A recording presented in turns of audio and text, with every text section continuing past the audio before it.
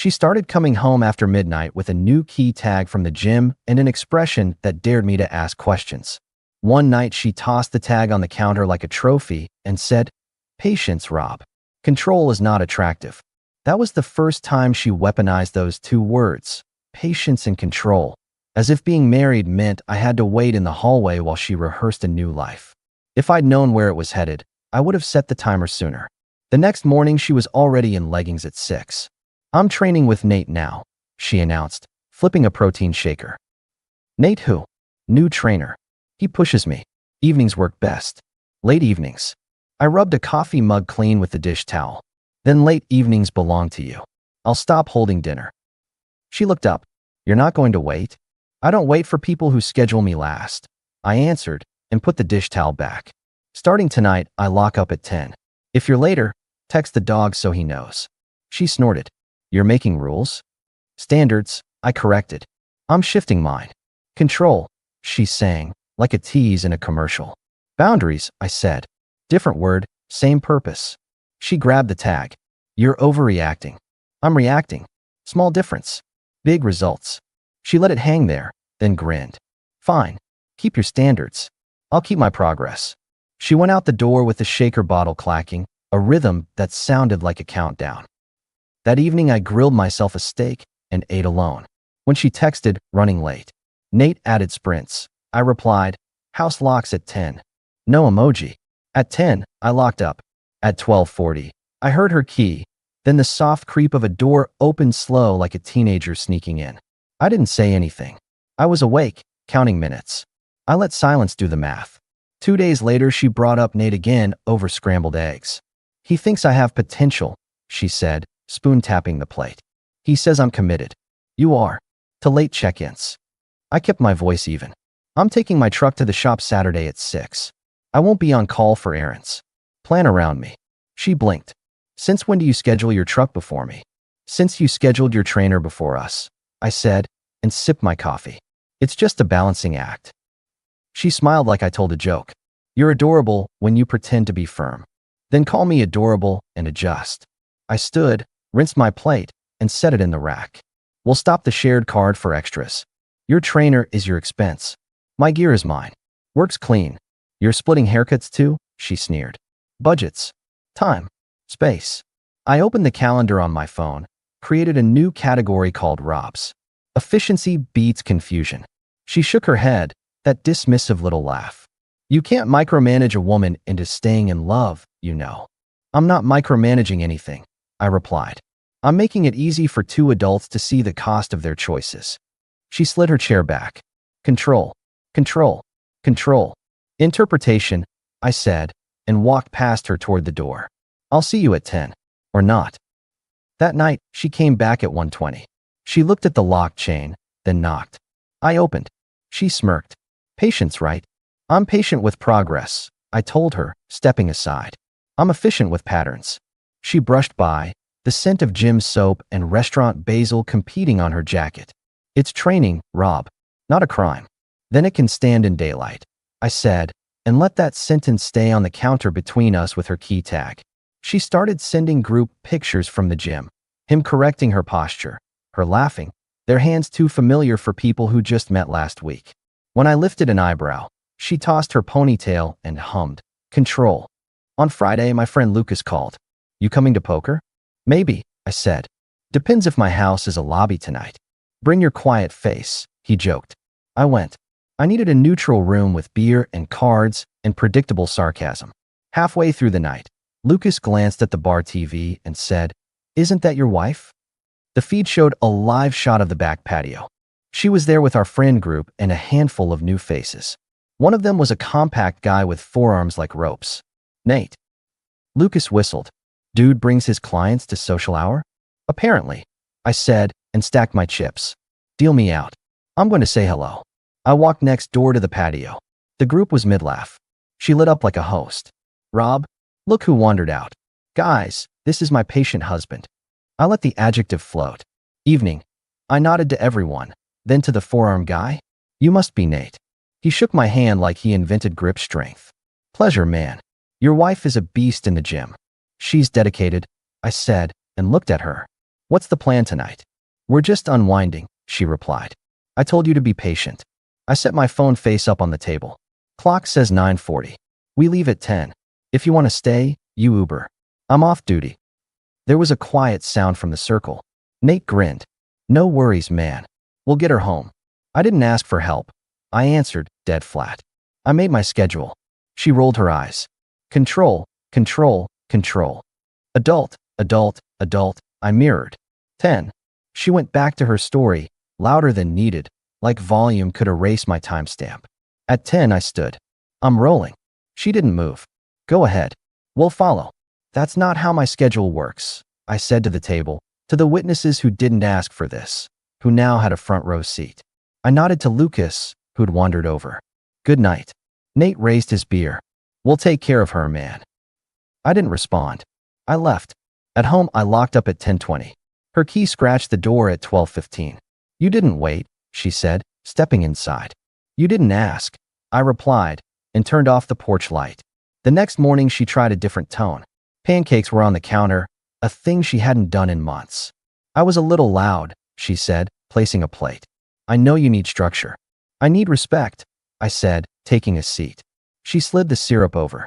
I'm sorry for calling you controlling. She searched for a word, predictable. That can be good. Predictable works in engineering, I said. And marriage. Thank you for breakfast. She watched me eat like she expected a negotiation. I'll move a couple sessions earlier. Happy. Not a happiness metric, I answered. You're free to schedule your body. I'm free to schedule my life. She tried to smile. You could come to a session. I don't join relationships I didn't sign up for, I said, and took my jacket. I'm off to the shop. At the auto place, my neighbor Mark, who also happened to manage the gym I'd used for years, waved from a bay truck making that wine. Yeah. I looked at him. Also, unrelated question. Do you see key tag logs on your manager screen? He wiped his hands. We track check-ins and checkouts. What?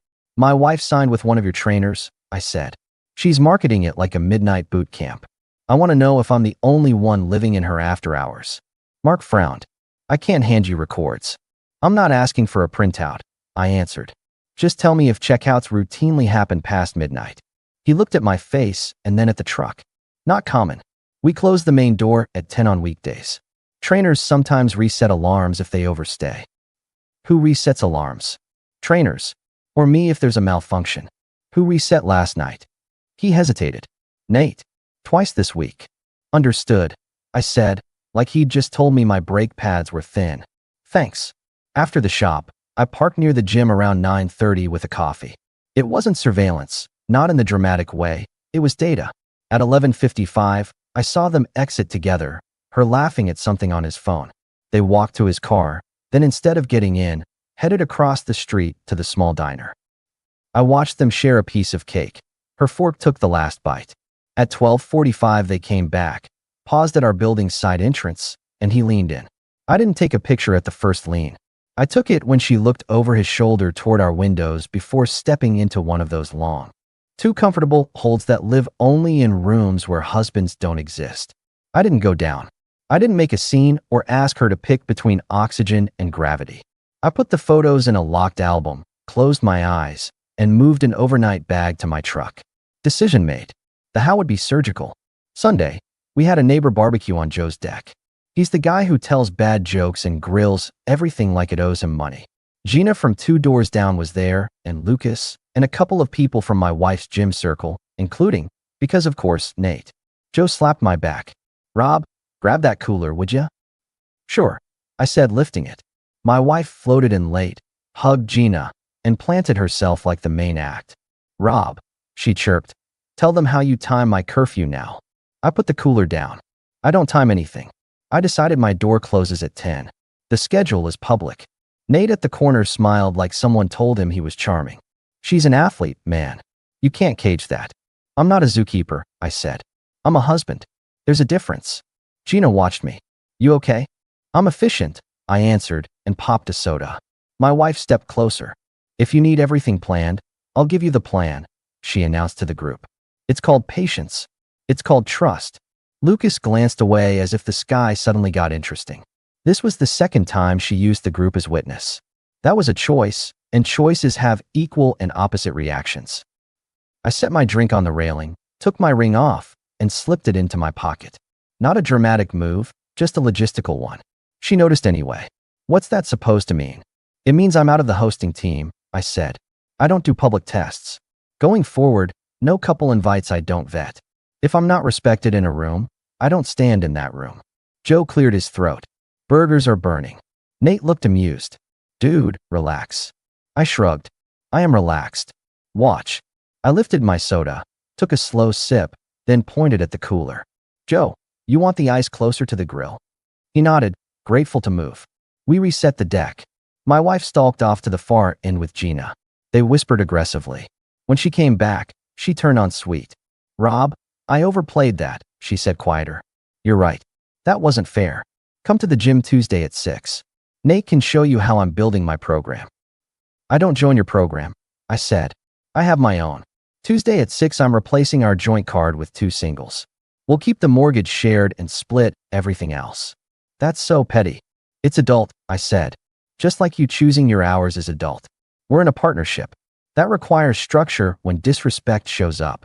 She nodded like she was hearing a podcast. Fine. We'll talk later. No talking, I said. We'll receive new cards. On Tuesday, I completed what I said. I also moved out of our bedroom to the guest room. When she came home, she stood at the doorway looking at the made bed. What is this? I'm optimizing sleep, I said, placing my phone charger on the small dresser. I wake early. You come late. This reduces friction. She put her hands on her hips. Separate rooms? That's your solution? It's one of several, I replied. Current list includes separate cards, separate calendars, my door at 10, and my schedule placed on the fridge. If you want to be treated like a roommate, you're halfway there. Control. Respect. She left my doorway. 10 minutes later, she returned with a blanket. It gets cold in here, she muttered, laying it at the end of the bed. You're impossible sometimes. That was the first softness. A small offer, like a bandage after a knife. I thanked her. I didn't move. The rest of that week, I gathered data, not conversations.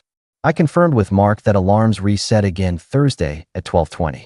I walked past the diner Friday and saw the waiter wave at my wife like he knew her midnight orders. I didn't interrupt.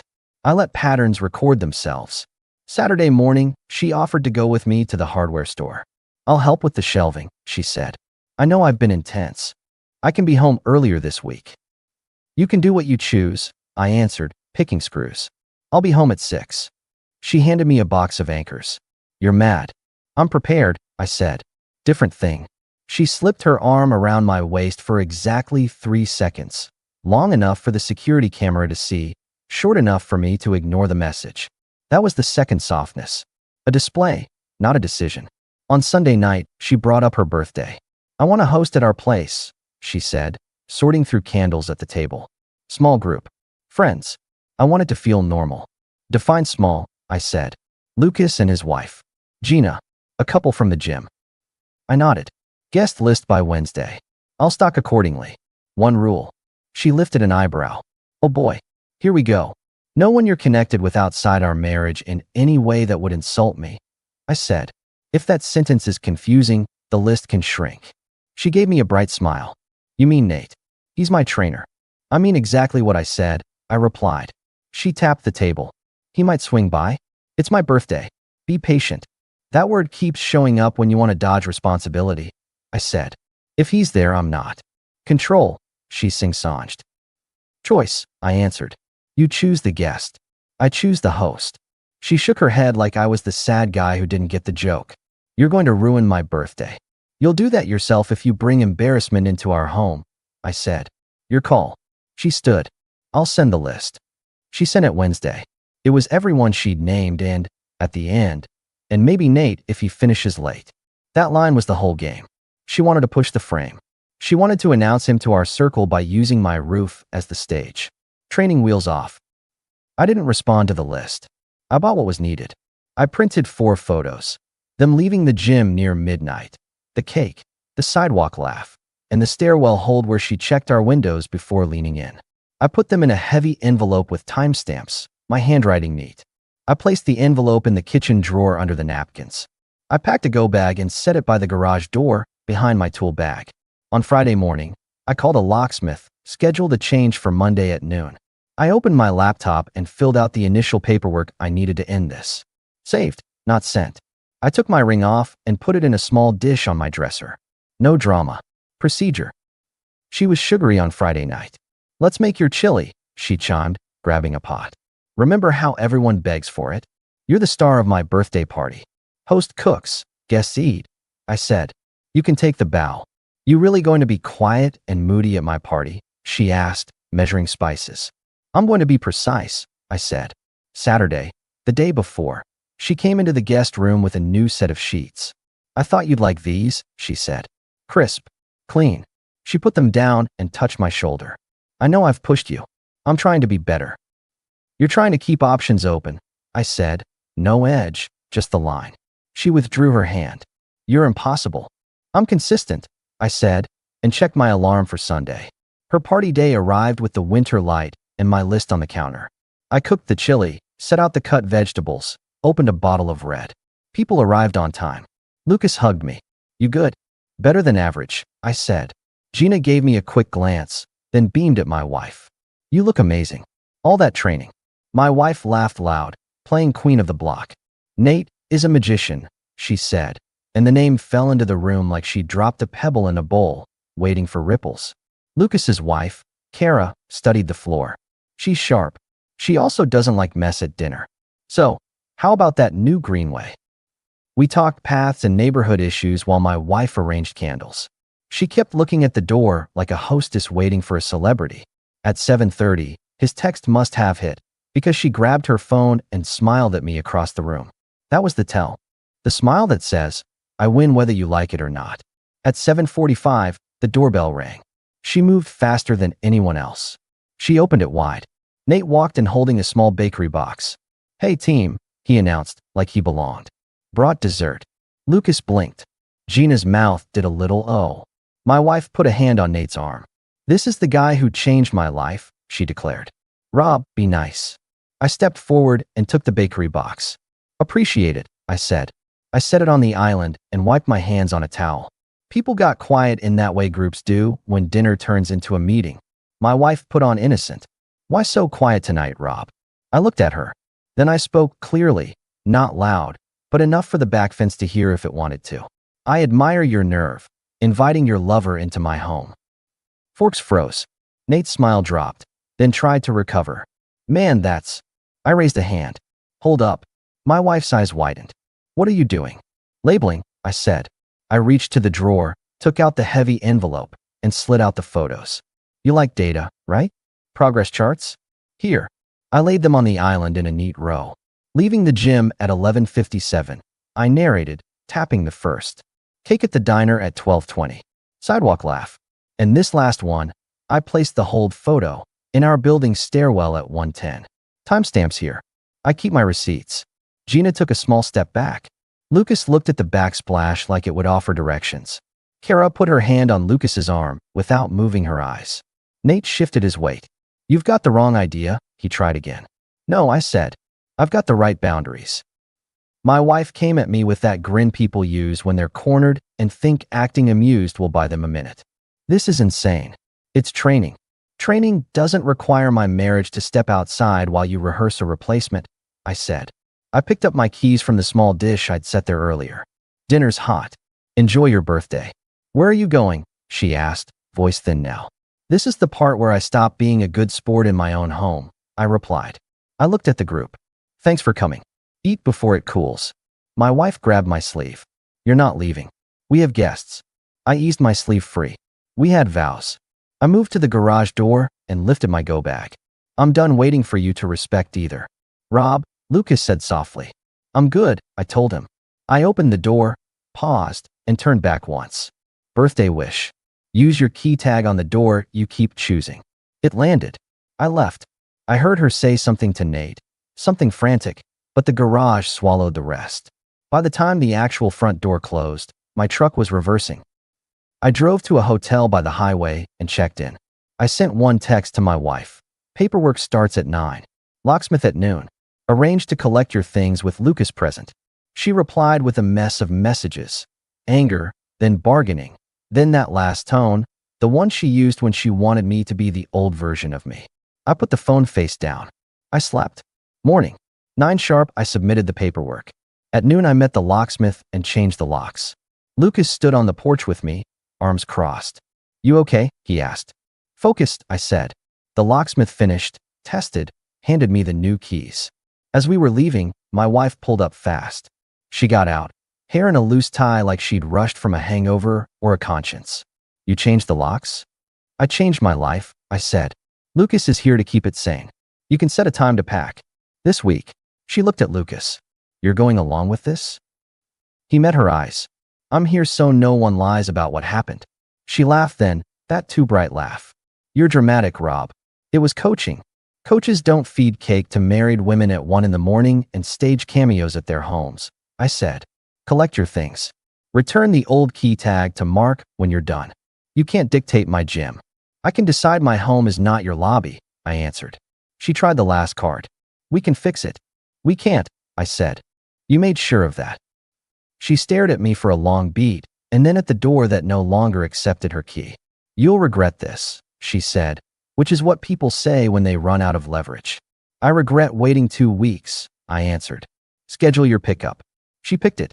Wednesday at 4. Lucas was there.